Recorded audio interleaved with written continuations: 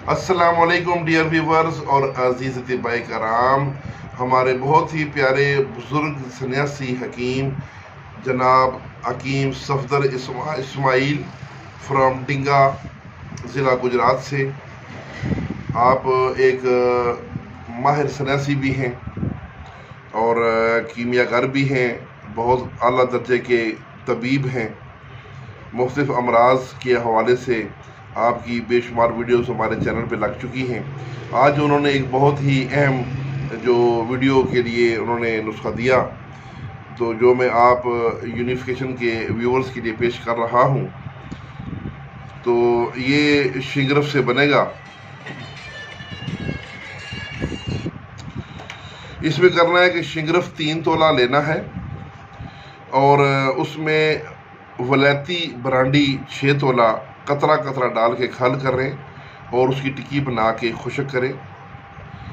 और फिर आधा तोला अफ्यून खालस शीर मदार में उसका पेस्ट बनाकर शीर मदार उसमें थोड़ा सा डालें और कतरा कतरा डाल के जब वो बिल्कुल पेस्ट की तरह बन जाए तो वो तैयार है। वो जो पेस्ट है उस टिक्की पर लेप करना है और लेप करने के बाद उसको खुशक करें। उसके बाद आधा पाव दाल माश का आटा पीस कर उसको अंडे की सफ़ेदी से गूंदें। अंडे की सफ़ेदियाँ उसमें डालें इतनी कि वो जैसे आटा होता है इस तरह नरम हो जाए। तो गूंद के उसका पेड़ा बना लें। उस पेड़े को दरमियान से सुराख करके वो जो टिक्की शिंगरफ की बनाई थी और उसके ऊपर हमने अफ्यून का पेस्ट लगाया था, वो टिक्की खुशक इस पेड़े के दरमियान में करके तो पेड़ा बराबर कर दें ताकि उसके हर तरफ जो है वो पेड़ा बराबर आ जाए। तो उसके बाद इसको फिर खुशक करना है कि ये पेड़ा भी खुश्क होना चाहिए। अब आपने 3 पाव देसी घी लेना है और उसको किसी कढ़ाई में डाल के उसके अंदर टिक्की को रेत जंतर पे पकाना है। टिक्की उसके अंदर आपने डाल देनी है या उसके अंदर लटका देनी है, जैसे जैसे डोल जंतर होता है इस तरीके से करने से ज़्यादा बेहतर है। तो वो जो पेड़ा बना हुआ है टिक्की वाला पेड़ा जो है, तो उसको रेत जंतर पर 14 घंटे उसको पकाना है। आग उतनी रखें कि तकरीबन 2 चौबी आग काफ़ी है।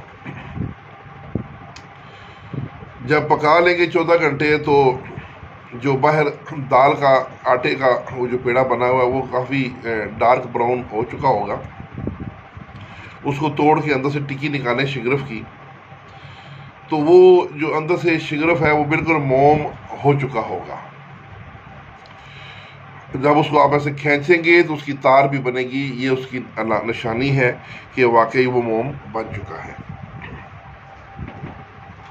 ये मोम खुराकी तौर पे इस्तेमाल होता है। कुव्वत बा की ये नायाब दवा है। इसकी मिकदार खुराक 1 दाना खस के बराबर है।